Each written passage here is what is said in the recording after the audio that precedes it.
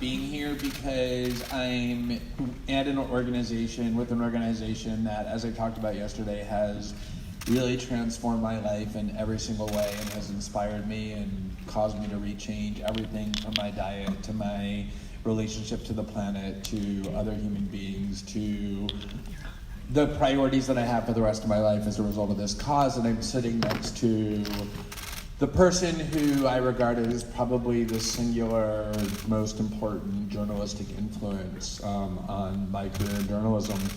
And I remember it was funny, a few months ago when I first learned that Amy was coming to this event, I was half shocked and half excited. And the shocking part was because Amy and I have talked, over the years on Democracy Now! Where I've appeared dozens of times, but at lots of events like this, about a whole array of issues, but never before about animal rights. I was on one time, I think, to talk about an animal rights article I had written, but otherwise I had never seen a lot of involvement on Amy's part in this movement. And so I literally kept saying to my assistant every 2 weeks, call Wayne and confirm that she's really coming, that this is really true, because I was so excited and I wanted to believe that it happened. And the shock part was actually similar to what a lot of my readers felt for the first time when I wrote about the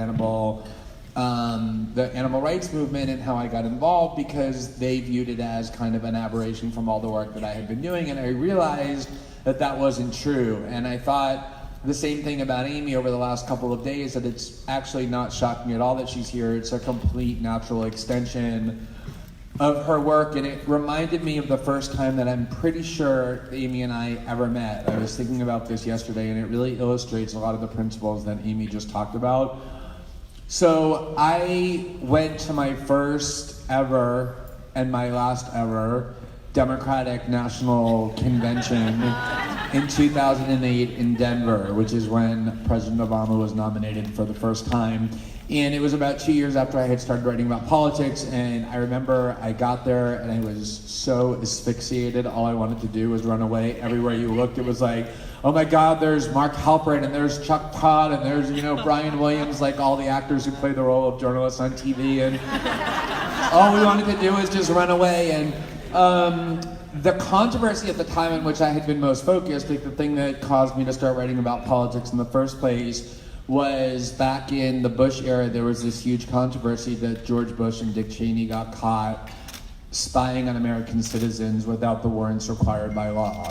And the response to this lawbreaking on the part of the Congress and members of both parties was not to obviously put powerful Washington, D.C. people in prison for breaking the law, because we all know that doesn't happen. Nor was it even to sanction them in any way. It was to start to think about how to write a law to retroactively legalize the illegal spying.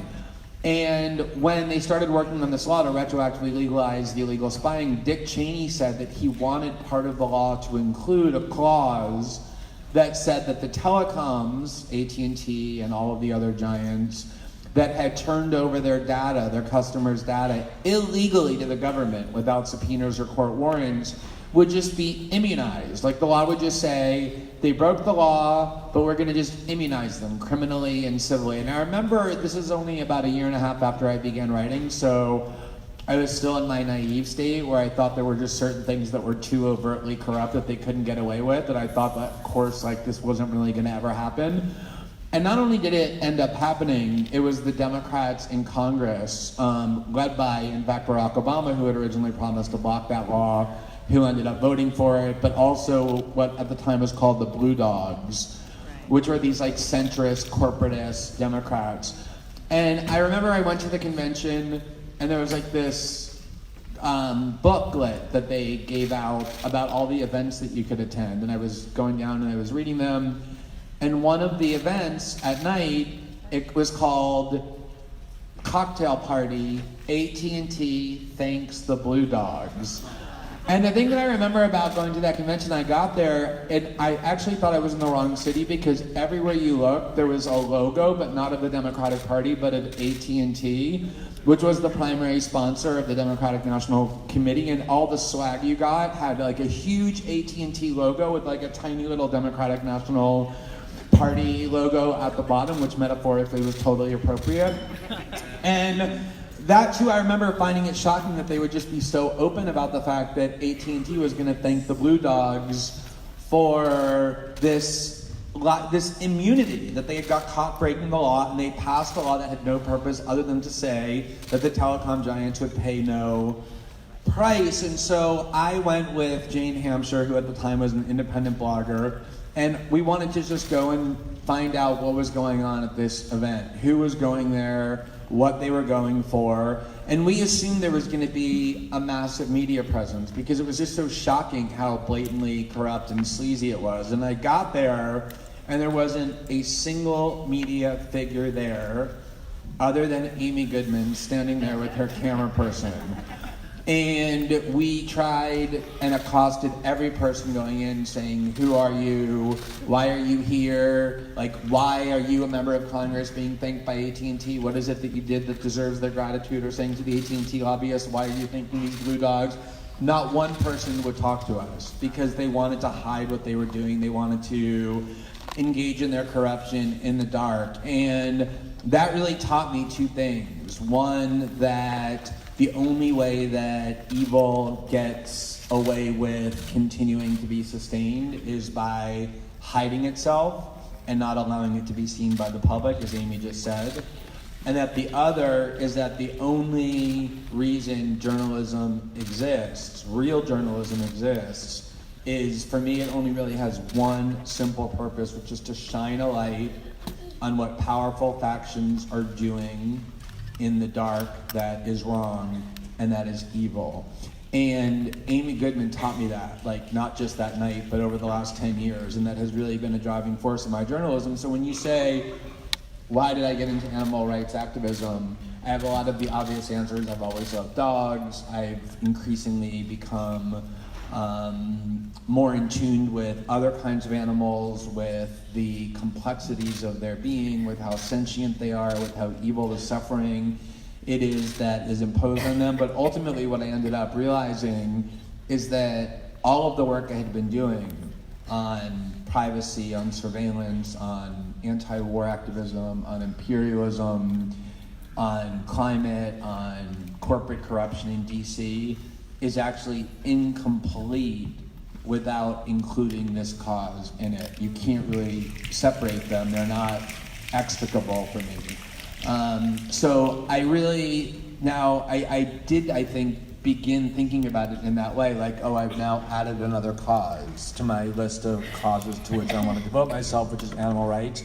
I've now subsequently come to see it in a much more holistic way, that all of the values that we need to disseminate and persuade people to embrace and adopt, transparency, empathy, connection, an avoidance of our belief that we can exploit other beings, whether they be human animals or non-human animals, none of that is possible as long as we leave any beings behind, and that includes animals. And so once I realized that, I not only joined this movement, I became increasingly inspired by the people in this room, all the stuff that you and I have spent the last decade covering and talking about, the bravery of dissidents, the willingness of people to sacrifice their own self-interest for noble causes, the rights and the urgency of protecting their ability to do that, all just has continuously inspired me to become part of this movement. Yesterday I was on a panel on this that's the kind of thing that, as human beings, I think is the only worthwhile thing to do, is to engage in those kind of battles, to sacrifice for other beings, and to fight for justice. And this movement is as much a part of it as every single other movement that on the left is typically recognized as embracing those values. And once I realized that, this has become a key priority of mine and will continue to be. And before we move on to Wayne and Grant, when you wrote this first big piece you did on animal rights activism that involves them, but if you can talk about your decision to write the piece and then the response to it and what you wrote about. I'm sure most people in this room have read it, but I find over and over again with many different movements is the buzzwords that are developed that actually are kind of bars to open access to everyone to getting into a movement, because it's sort of an understanding, a code people have within a movement, and then everyone else thinks, oh, well, I'm outside of that, I could never be in there. But explain what you discovered. Yeah, I mean, so this is in 2017, and I had written an article about the treatment of pigs by Smithfield, and in particular the abuse of power on the part of the FBI, which had issued subpoenas and engaged in a nationwide hunt for 2 tiny little piglets that had been open rescued by DXE. And so the part of the abuse of power story about the FBI abusing their power on behalf of corporate power was something very much in line with things I had previously written and had spent 10 years. But the part of the story about the treatment of the pigs was really the part of the story that I wanted to convey. And I said last night in an event that we were at, you know, I was involved and at the center of a journalism story that many people regard as the most important story in journalism in this generation, for this generation's Watergate, which is the Edward Snowden leak. It made global news all over the world for years. Films were made about it, Pulitzers and Oscars and all kinds of prizes were awarded, and yet that article that I wrote about Smithfield is one of the 2 or 3 most well-read articles I've ever written as a journalist, including all of those NSA stories. And the reason for it, it's so ironic, is that I actually wrote it from a place of ignorance. I wasn't an animal rights activist. I wasn't a vegan at the time. I think I had by then given up meat, but I definitely was still eating fish. I was definitely still consuming dairy. I might have even been still at the point where I was eating chicken. I was not an animal rights activist. And I had somehow come to learn about what interested me was not the animal part of it, but the subpoena and the abuse of power part by the FBI on behalf of a corporation. And I ended up talking to Wayne, who told me the story, who walked me through what these pigs were experiencing at Smithfield. And it was all new to me. I had never heard the term gestation crate before. I had no idea the severity of the suffering of pigs, nor their emotional complexity, nor the science about how much they suffered. And so when I set out to write that piece, I didn't write it for animal rights activists. I didn't use the jargon that the animal rights movement uses because I didn't know that jargon. I just wanted to tell people who didn't know, like I didn't know, what I had just learned about how pigs were being treated across the world by these gigantic corporations. And I wrote it with this tone of simplicity, and I tried to strip it of the passion and anger that I often write with on purpose, because the facts themselves were just so viscerally horrific. And I don't know, it's probably the case that when you're immersed in a movement, you can lose sight sometimes of how shocking some things are, because all of you already know so often the horrors of gestation crates. But when you learn about it for the first time, you can't believe the severity of the evil. Yeah, and so all I wanted to do was just to describe what pigs are, what they experience, what gestation crates are, how they're treated, and then show some video of it. And that was why it went so viral, is because it was designed to simply shine a light in the simplest possible way on things that for so long had remained hidden. And you know, to this very day, 2 years later, people stop me on the street, and oftentimes it's not, oh, thank you for your work on Edward Snowden, or if I'm in Brazil, thank you for your work in fighting right-wing extremism in Brazil. It's, thank you for that Smithfield article that you wrote. It got my mother to give up pork, or it got my family to become vegan. And I never expected that. I thought I was gonna have 5,000 people read the story and nothing else. So I think it's really important to think about that as activists, and it's one of the things that Grant and I have been trying to do, is to think about how to have a vocabulary that extends beyond. And ultimately, I think that just is nothing more than, as Amy said earlier, recognizing that people are good, that we are born with a conscience, that we are capable of great empathy, and using the power of language and the role of journalism and the power of transparency to trigger the parts of humanity that are the good parts and not the bad parts. And I think that's what that article did. which takes us to Wayne and the work you do. Can you talk about the founding of DXC and the work that you've been doing, but start off by this amazing thing you told me last night about Smithfield and who it's owned by, and how the tariff war against China may well benefit them. Yeah, so we started DXC at a time that was very scary for the animal rights movement, very exciting for social movements. And it was scary for the animal rights movement because the Animal Enterprise Terrorism Act had been passed in the mid-2000s and basically shut down the grassroots animal rights movement.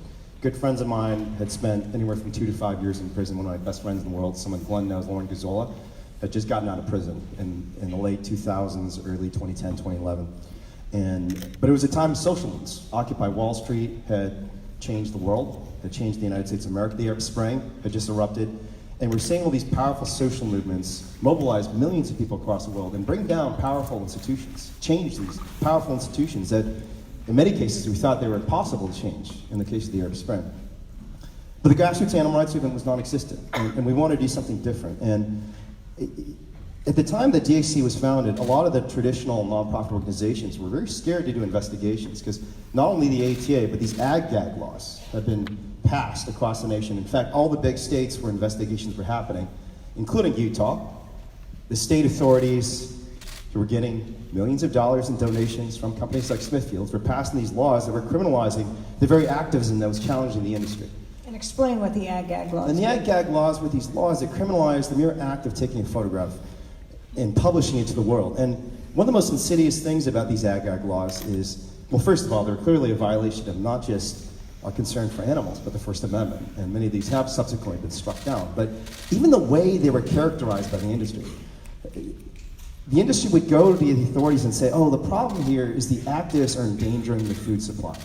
And they're endangering the welfare of animals. And so the way they were framed, it wasn't so much that they directly and openly said we're going to criminalize taking photographs, because they knew they couldn't get away with that. What they said is, you have to turn the photographs over within 24 hours or you're going to jail, because we want to care for the animals. Now, of course, you can't actually do a real investigation in 24 hours. What they were really trying to do is preventing you from going to the New York Times, because the moment you take that photograph, even if you're there on the property lawfully, even if you're an employee who's a whistleblower, who's concerned about what's happening at the farm you work at, you have to turn it over to the authorities within 24 hours or you go to jail. No other such law exists in the context of any other whistleblowing activity in the nation that I'm aware of. And the traditional nonprofit organizations weren't able to do this work any longer because of these laws. And we said, you know what? We're okay with breaking the law. We're a grassroots organization. We know that ordinary people all over the world are willing to step up. If an organization that, like a Mercy for Animals or a PETA, that has, understandably, a big staff, a budget they have to worry about, litigation they have to worry about, there are folks like me and many of the folks in this room who frankly don't have any money to worry about, who have an organization, a nonprofit, a board of directors we have to be accountable to, and we can continue to do this work. And so that's why we started DXC in 2013, to do the work that we knew the rest of the animal rights movement could no longer do. And DXC, how you came up with the name? Yeah, so it's funny. I mean, everyone always asks, why is it DXC instead of DAE? And there are a lot of explanations people give, and most of them are wrong. So a lot of people think it's because the punk community has this thing called SXE for straight edge. Anyone punk in the room? Any punk kids? All right. So it's not that. I mean, I'm very not punk. Like, I'm the opposite of punk. And then, you know, a lot of people think, oh, it's just like a misspelling. That's kind of cool. No, it actually comes from the fact that a lot of us who studied DXC are math geeks. I'm actually an economist and statistician by training. And DXC mathematically stands for change, if you remember from high school calculus, DXDY. So direct action everywhere is also change everywhere. We knew that the only way we're going to get the change the world needed was for us to create change everywhere. And that's what we set out to do over the past 6 years. And the article that Glenn did, explain exactly your involvement, but also tell us who Smithfield is owned by. I forgot to answer that question. So the reason we targeted this farm was partly because we knew this farm was being protected by an ag-gag law. And this company is one of the most powerful companies in the world. And it's only become more powerful over the past couple of years because it was bought out by WH Group, one of the largest agribusiness conglomerates in the world, which is owned, controlled, and financed entirely by the Chinese government, which, needless to say, doesn't have the best record on human rights or animal rights.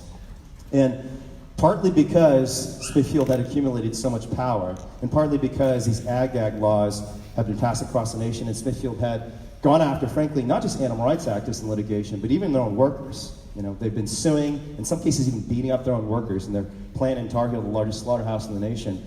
The New York Times has written repeatedly about how every time the workers try to unionize, Smithfield literally sends their goons in and just beat the workers up so they can't form a union. And the North Carolina authorities don't do anything about this because they're all in bed with the industry. Smithfield has a stranglehold over these rural counties where their farms and slaughterhouses are operating. So we decided, when no one else is going to go to this place, we know this is the biggest pig farm probably in the world. It's certainly the biggest pig farm in the nation.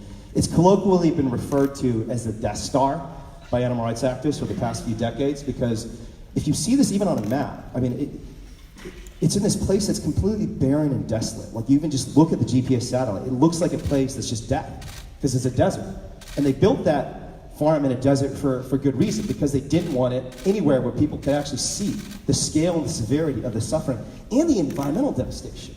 You know, there are reports of people living 10 miles away who can't even come out of their own homes, can't play with their own kids in their own backyards, just because of the smell from these oceans of manure and feces and decomposing bodies everywhere. And there are 1.2 million pigs on that farm to this day, right now.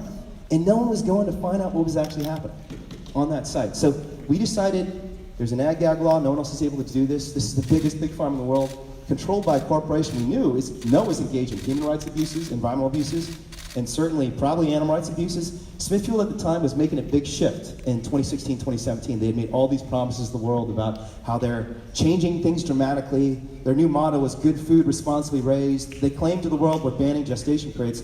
And even from the GPS satellite imagery we're looking at from Google Image, we knew they could not be doing that. Because retrofitting a facility of that size to remove all the gestation crates is a 5-year process that would cost tens of millions of dollars. And over those months and months, we were watching Smithfield and Circle 4 on GPS imagery. There was no change at all. There was no construction happening. And explain what the gestation crates are. And the gestation crates that we knew they were still using, and when we went on site with our virtual reality cameras, we did see the gestation crates, which is what Glenn documented in his incredible article, are these medieval torture devices. Ian Duncan, one of those prominent animal welfare scientists of the last generation, describes them as the cruelest form of torment humankind has ever invented in history.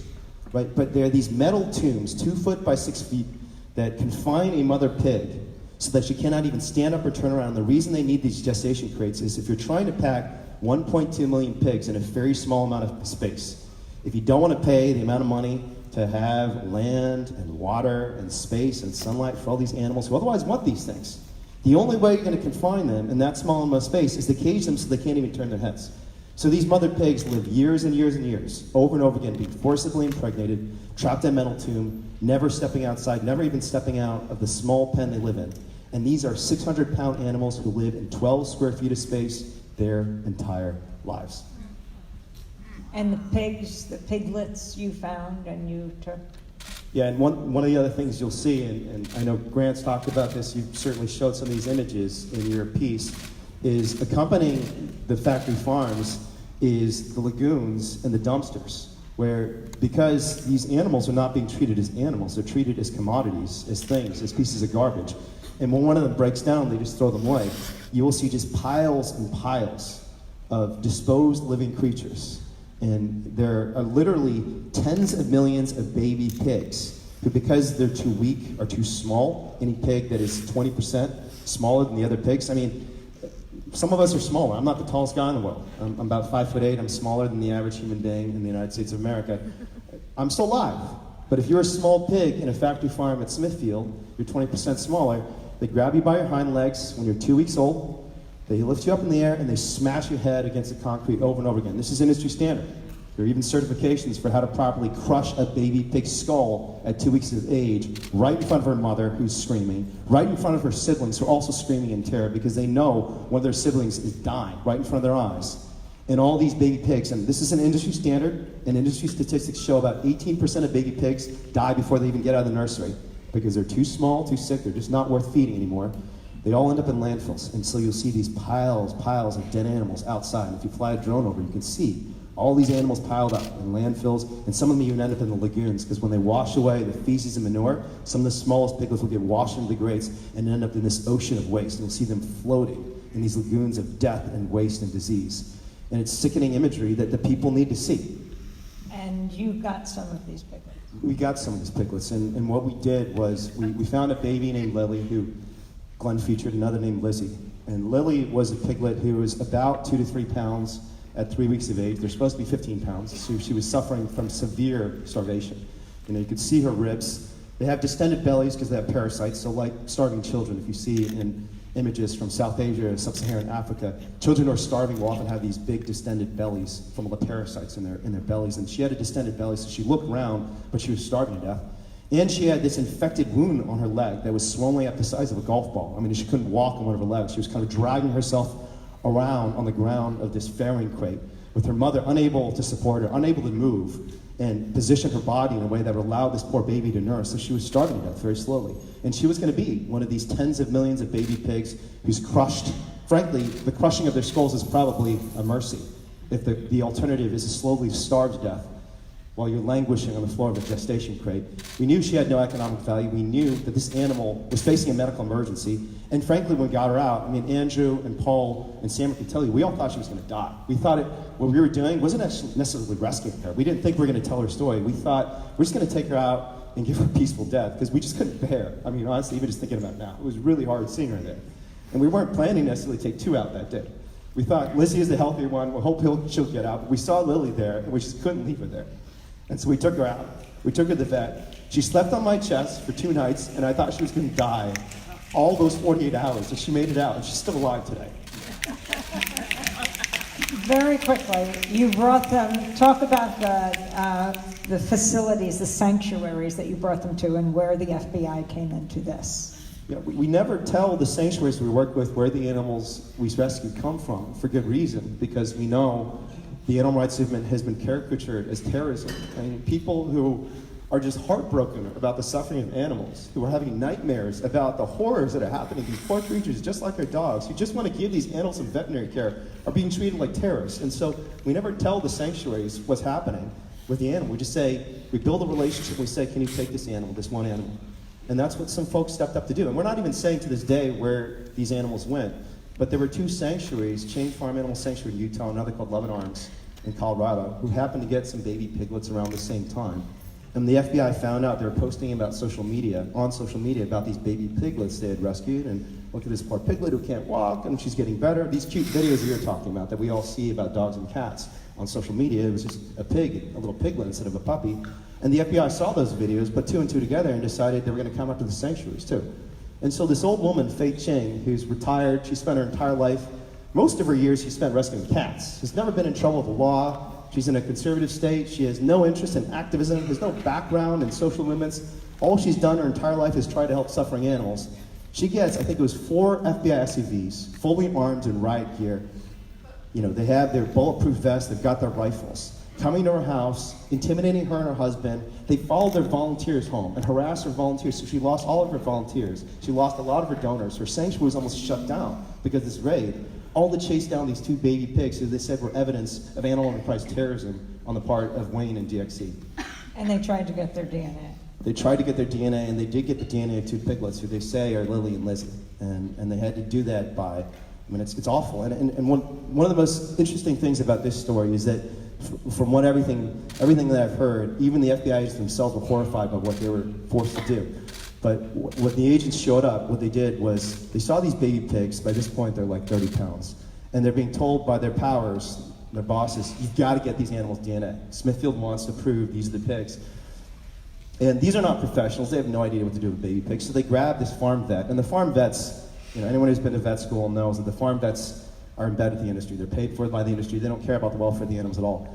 Their technique, I mean, if you're trying to get DNA, if you're trying to tear off the flesh of a human being, you anesthetize them, you take care of them. If you're trying to, you know, for example, neuter a dog, you don't just tear their body apart. But with pigs, that's not the case. And similarly, when they're taking this DNA, they didn't bother to do it in a nice way or do it in a humane way. What they did was they took a pressurized snare that seized the animal's face and her nose and caused an extraordinary, ungodly amount of pain that immobilized these poor babies, 3-week-old, or at this point it was probably 10-week-old babies. Immobilize the animal, and then as this baby is screaming in pain and agony, but stunned by the pain, and as all the volunteers, there's all these women, and there's all women there at the site that the FBI harassed, and these women are begging, pleading, and crying. Some of them are collapsed on the ground, just weeping, saying, please, don't do this. They cut half the pig's ear off. They just took scissors and cut her ear off. And the FBI agent himself said afterwards, we were supposed to do it to 2 pigs, but after we did to 1, I'm not going to do it to the other one. And so that was a brave dissenter too, honestly. And I remember when I heard that story, I was reminded of a story that's rung through my family's history for the past 20 years at Tiananmen Square. The tank man who stood in front of a row of tanks. And the story we tell ourselves is the hero there at Tiananmen Square wasn't just the protester who stood in front of the row of tanks. It was the person in the tank who stopped, who said, I'm not going to run this protester over. And this is a small victory. It's one of the few victories we can claim because the FBI certainly has not been our friend in this case, but I'd like someday to meet that FBI agent and say thank you for not doing that to 2 pigs. One thing I just want to add to that, because I think it just is reminding me of what shocked me so much about this story. One of the things was, and if you really think about it this way, it's really amazing, is we're a country that is beset by a crisis of terrorism, not Muslim terrorism, but white supremacist terrorism. And there are almost no resources being devoted to investigating, infiltrating these groups. Instead, they're infiltrating this room. I'm sure there are some people in this room doing that this very moment. And just think about that. There were huge amounts of FBI resources devoted to a nationwide hunt to find 2 tiny little piglets that were rescued that had 0 economic value for no reason other than because the FBI has been turned into the paramilitary personal force of the largest corporations in the country. This law enforcement agency that we pay for with our taxes that's supposed to keep us safe instead is the private police force of Smithfield, to the point where they're actually doing behavior this extreme. And there was actually, I think, some anonymous FBI agents who even told the Washington Post, I was forced to do this. This is not why I went to Quantico, to go on a nationwide hunt for 2 piglets. But it shows, and this is what we were talking about before, how inextricably linked it is to all of these questions of how corrupted our democracy is, of how power is abused, the fact that the FBI is basically nothing more than the private force for Smithfield, designed to not only do its dirty work, but to destroy anybody who works against it, which is all of you. And that's why it's such a critical political story beyond the incredibly moving aspects of animal suffering that Wayne just so powerfully recounted. Which brings us to Grant and Sentient Media. If you can talk about your organization and what you're doing now, how you came to be involved with animal liberation. Sure.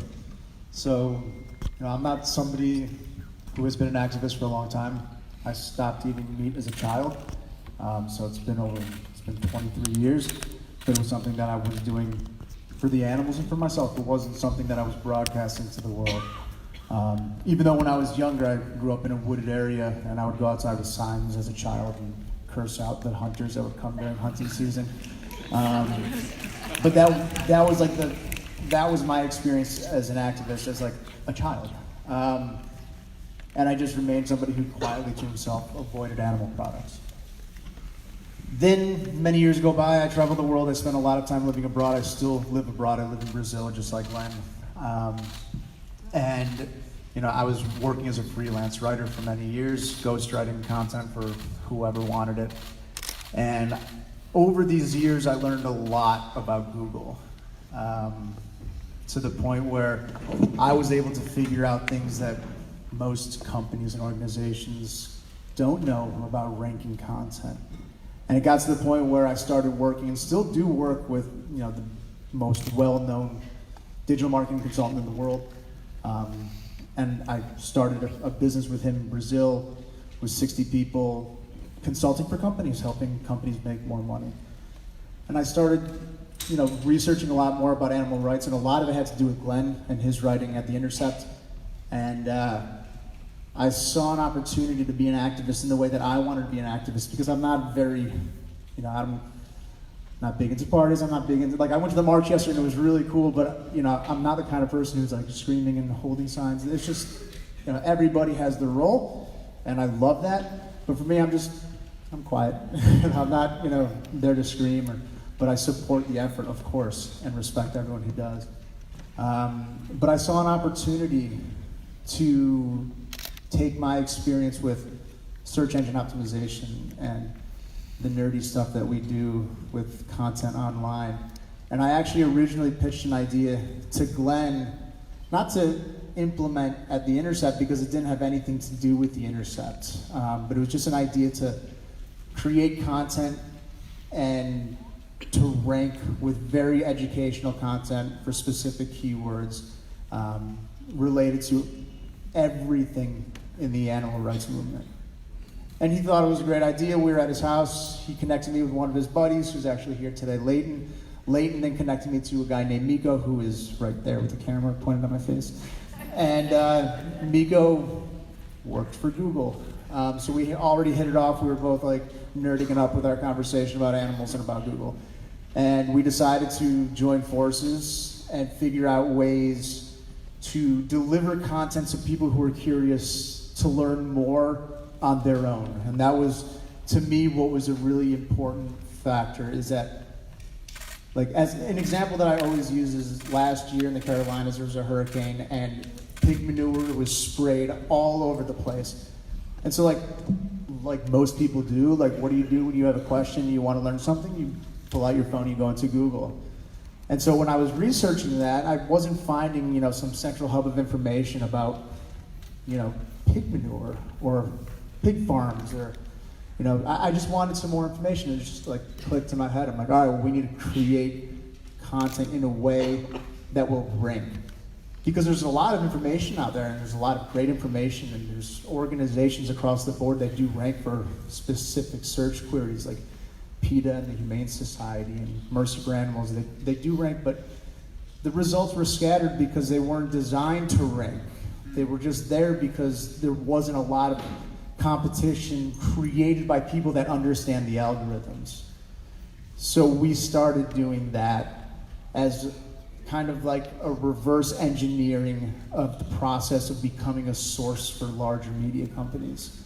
So instead of like knocking on the door of the New York Times saying, hey, we know what we're talking about, quote us, we're on our way to dominating search. So when something like that happens in the Carolinas and they Google to understand a bit more, they find us and they come to us. And just one example that I find fascinating, because it was like a happy accident, we created like a 3,000 word article about poultry farming and the horrors that happen on poultry farms. And if you Google poultry farming right now, you'll see Wikipedia, Britannica, Tyson, Sentient Media. So the people who are searching for that aren't searching to see the cruelty or to learn what happens to layer hens or broiler hens or anything like that. Like the Tyson article is about becoming a poultry farmer. And right below us is Purdue talking about becoming a poultry farmer. But now that one article is getting thousands of page views every single month, and the average time on that page is 6 minutes and 49 seconds. So people are reading it. So how'd you do it? I'm sorry? How'd you do it? By understanding two important factors, which is what people want to read, understanding the end user, because Google, that's their mission in life, is to provide the best experience so people keep coming back and don't go to Bing. And then number two, understanding how the algorithm works when it crawls the internet for content. So the nerdy back-end HTML structure that I promise I won't bore you with because you'll all leave. But just taking those two things, obviously the number one most important thing is creating in-depth content that teaches a lesson. And even though it's not the lesson that those people searching for poultry farming or chicken farming or a wide variety of variations of those keywords are searching for and finding this article that we published just a few months ago, it's providing information that these people don't know. Because when you want to learn something, you're not going to Facebook. You're going to Facebook to see what your buddy ate for lunch or to see how your neighbor's cat's doing today. You're not going there to learn. You're not going there to research something that you're either studying for school or something that you heard on the news that you want to learn more about. You go to Google for that. So by understanding Google and understanding how to create content that's going to educate people who are looking for more information instead of just putting information in front of them hoping they'll click on yours instead of the billions of other choices they have, we're making it so they're coming to us. Without boring people so they leave, I bet people actually are interested in how, in a little more depth of how you do that, how you figure that out. Research. So understanding what's already out there, understanding using a variety of different tools, what's being searched, what the search intent of the user is, what kind of keywords, what kind of variations of keywords, what Google is suggesting as other keywords. There's all these different, Google has 200 different factors that it takes into consideration when ranking content. So are there words you put in the article or you select as keywords? And Sure, you yeah. can share those in that absolutely. particular article. Yes, I mean, for that article in particular, the focus keyword is poultry farm. I don't go in there and stuff it a million times like poultry farm. You can't do that. Google is way too smart. People used to do that. They ended that. But it's just about picking that right keyword and then understanding what other ways there are to explain that keyword. But naturally, it can't be just like a pile of keywords in some bizarre article. Like, it needs to provide value. I mean, Google's algorithm these days is, it's updated every single day. It's constantly tweaked to provide the best experience for the user. So by constantly studying those algorithm changes and by understanding what's ranking, not just for the keyword that you're targeting, but keywords in other industries, keywords about other things, to see what Google's putting on page one, which is really expensive real estate in the Google world. If you're there naturally, then you're going to attract the best kind of traffic because it's people who are finding you naturally, organically. You're not paying to be there. So how'd you come up with the title of Sentient Media? I would have to ask Miko, who's over there, because I don't know. Yeah, I joined him right after he started. So, Miko, why Sentient Media? All right, very quickly. Well, sentience, obviously, being an important topic to all of us in this movement. And also kind of a little bit thinking about the future of media becoming more and more algorithmic, media becoming more and more driven by artificial intelligence, for instance. So also maybe harken a little bit towards the future.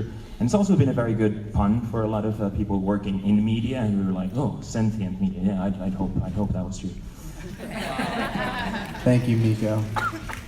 Well, I'm glad you identified him because I was wondering, I wonder who he is working for. Watch out. So can you talk about, the two of you talk about the project that you're now engaged in? Yeah, so, I think all of this illustrates a really important point, which is for a long time, I think the animal rights movement was caricatured in ways with which we're all quite familiar, and it was very, isolating and created the movement as kind of a fringe luxury or boutique cause that even leftists thought of as dispensable. And I think one of the most important challenges the movement faces and is actually succeeding in achieving is expanding the scope of people who identify with it. And one of the things that I was so struck by when Grant first contacted me, he contacted me and said, he kind of used all the words that usually make me click off somebody's email, which is, hey, I work in corporate marketing and I figure out how to improve algorithms, delete. But for whatever reason, in this case, I kept reading, and he said, and I want to use this knowledge and use these tools to think about how better to promote the work that you're doing, that the Intercept is doing, that DXE is doing, and devote this knowledge to the animal rights movement. And then Miko, is somebody who we can easily demonize, and it's fun to do, so I'll do it a little bit, and then I'll talk about the good parts of him as well. He worked at Google, so in the belly of the beast, and did a couple startups and sold them off and made some money, and could have lived, the rest of his life going on vacations and buying, like male gadgets and the like, and instead decided, you know what, I want to actually devote my life to making the world a better place by creating and funding sentient media. And so when Graham approached me and sat down at my house, and I just started looking at this guy who, as he said, if he sees a hunter, he's the kind of guy who's going to be like, hey, get the fuck out of here, I'm going to kick your ass.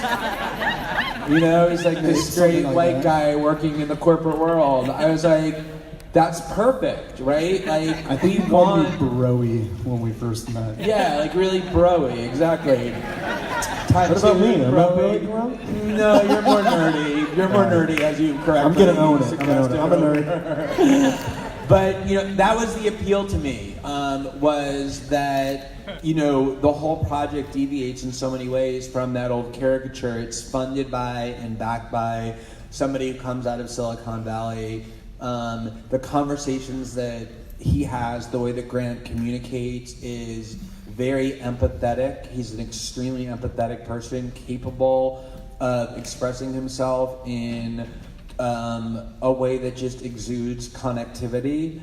And so that was what was so appealing to me about it, was the ability to sit down with somebody who, like me, was not steeped in this movement for years and years and years, and who continues to explore a lot of the key questions that is, I think, a challenge to a lot of people, which is, how do I actually change my diet? Am I going to just be eating broccoli and spinach for the rest of my life? That sounds really dreary. That was the reason why I didn't become a vegetarian or a vegan for 10 years, because I thought that sounded awful. I thought that's what being vegan was.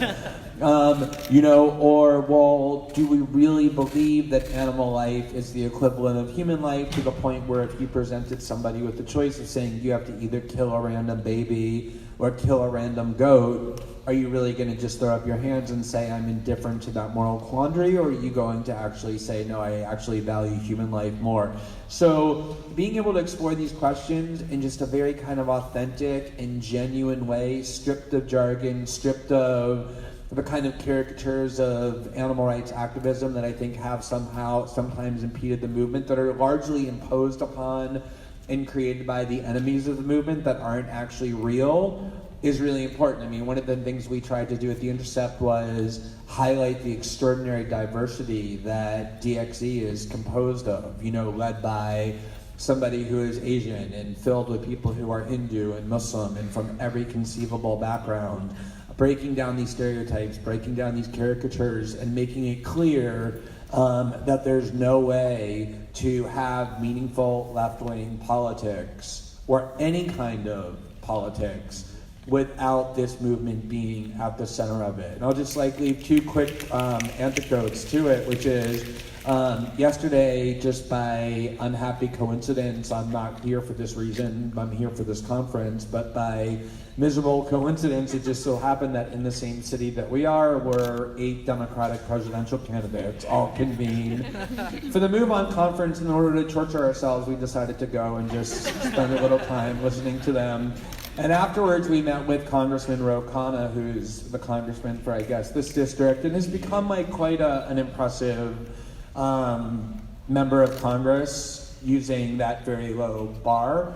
And he's also the co-chairperson of the Sanders campaign. And we said to him, because I think this is such an important question, in order to get this issue into the mainstream of Democratic Party, but also Republican Party politics, is, look, all of you in the Democratic Party now affirm as almost a religious conviction that climate change and averting climate catastrophe isn't one of many political priorities, but is one of the 2 or 3 most pressing concerns. It has to be at the top of the agenda. And yet all science now demonstrates that meat consumption is one of the primary drivers of environmental destruction. So how can you justify walking around with this pompous pretense that you're devoted to protecting the planet and averting climate disasters when you are steadfastly ignoring one of the most critical contributors to this problem, which is factory farming and the agricultural industry, which none of you have yet had the courage to even learn about, let alone confront. And so that became a really, I think, important opportunity to think about how to force this issue into the mainstream. And then the other thing that I would say that is so interesting and so important to realize, and it's kind of illustrative of Miko and Grant and just the expansion of this movement, is it really is true that if you look at the pending legislation in Congress, and there are a lot of bills to protect animal welfare and even animal rights, it increasingly is becoming bipartisan. And I have theories about why that might be. I don't fully understand it, but I know for certain that it's true. And so I think it's so important to constantly be thinking about ways to be expanding the type of people who are attracted to this movement. People on the right and people on the left love their dogs. Dogs are a gateway to animal rights activism. They are the gateway drug to this movement. And I'm really enthused and really encouraged by the fact that in this society where we're all kind of deprived of our psychological needs, which is why depression and anxiety and suicide rates are skyrocketing, animals can provide the fulfillment, not just that leftist activists need, but that all human beings need. And so, the stuff that Wayne talked about earlier with the piles of pigs and all of that brought me to tears. It is a horrific thing to think about, but I also think it's so important to leave realizing the huge opportunities that this movement has for success, like the LGBT movement, for example, achieved, where I went from being, a 13-year-old gay kid in the Reagan era, never imagining that I could even be openly gay, let alone having a husband and 2 children and living in a country traditionally bigoted and living a fulfilling life, all happening so fast in such an unimaginable way. Don't ever let yourself think that there's any limits on your ability to succeed. There's so many opportunities, and bringing us together and connecting on this energy and thinking about these possibilities is really critical. I believe this movement is the movement of this generation, and that success is inevitable, and it's because of all of you. Before we go, I want to make sure we understand what people are facing now in court. Wayne, if you can talk about what's happening in your trial, who else you're on trial with, and also the case of Sonoma, and what other people are facing from now through the end of the year. Glenn has done the best writing and reporting on this again, but the industry has acknowledged and seen the power of these exposés to change the hearts and minds of Americans. And they tried ignoring us for a short period of time, but you have articles like Glenn's going viral and millions of people reading them, and they've been forced to do something about it. And they know they can't have a dialogue with us directly about these issues because most of the things we're exposing are just unconscionable. There's no argument for thumping baby pigs' heads against concrete. There's no argument, even within the industry. And I've talked to farmers, pig farmers themselves, who said the same thing.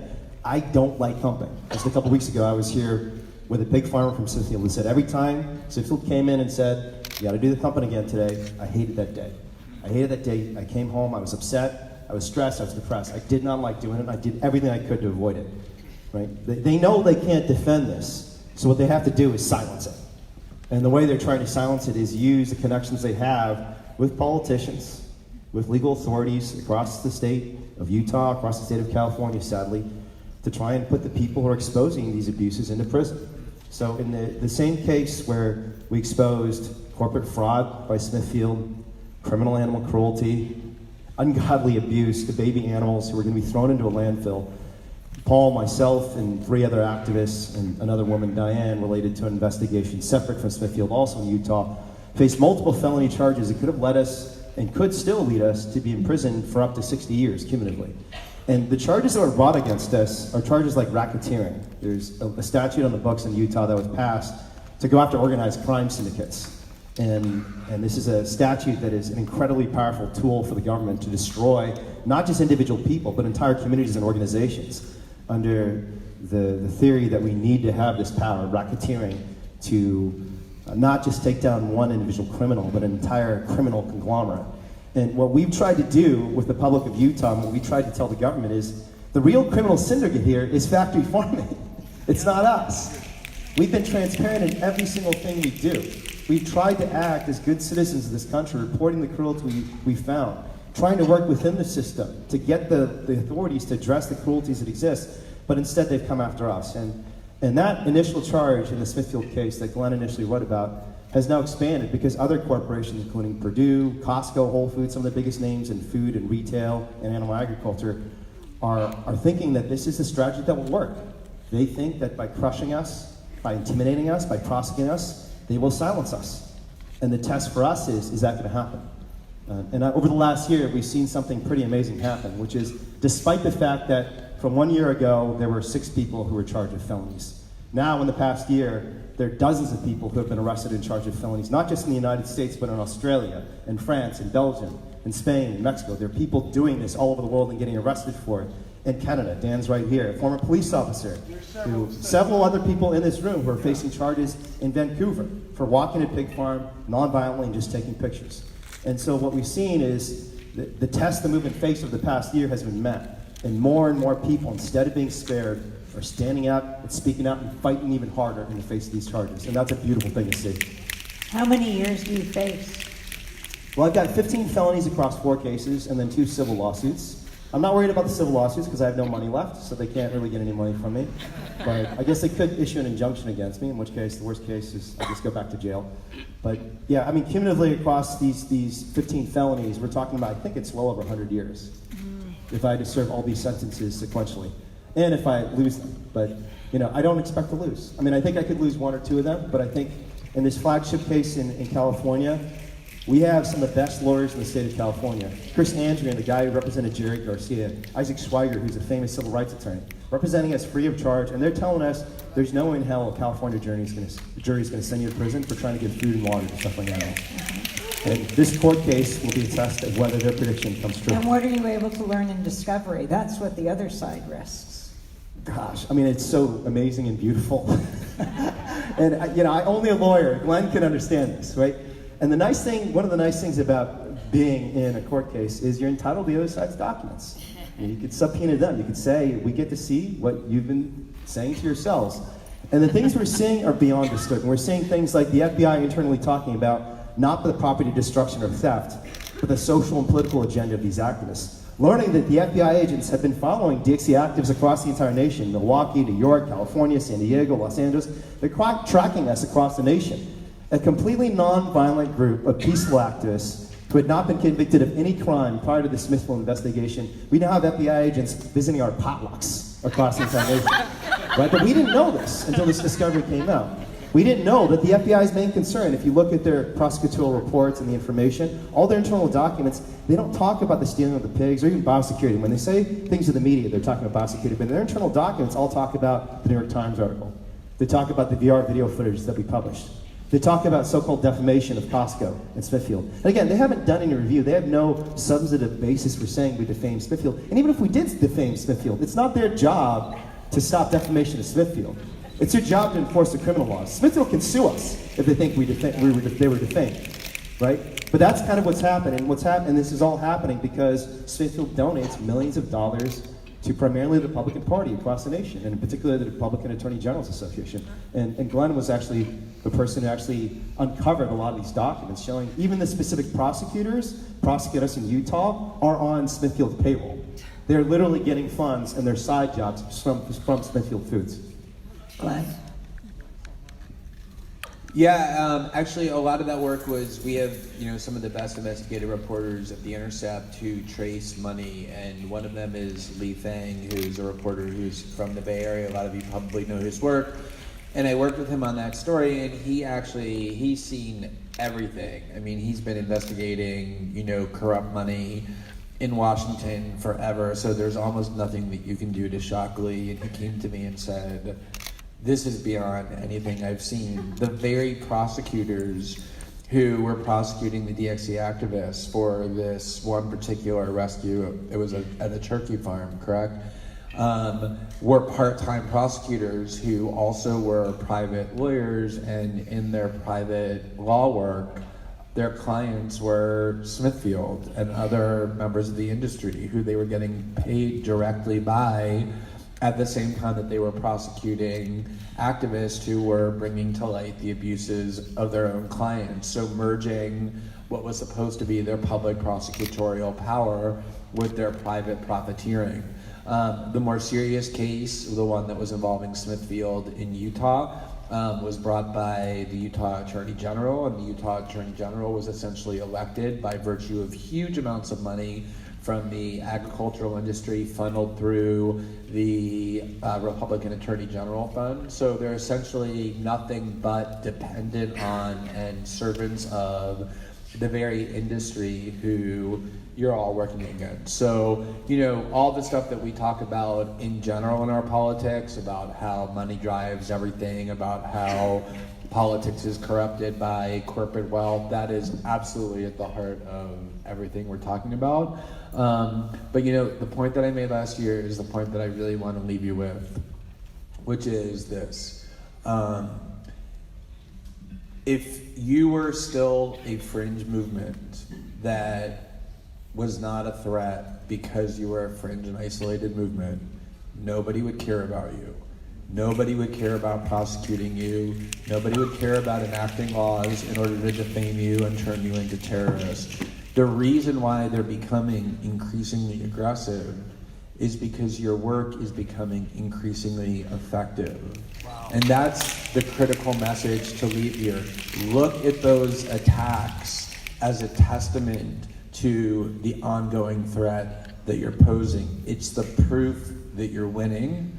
And I believe that the more abuse that they show themselves capable of in terms of the power that they exercise, the more people are going to side with you, the more you're going to continue to win, the more abusive they're going to become, the more people you're going to attract. It's a vicious cycle that they can never get out of, and that's why I say I think your success is inevitable. Keep doing what you're doing. It's really changing minds and changing the world in ways that you probably don't know, but I promise you it is very, very real.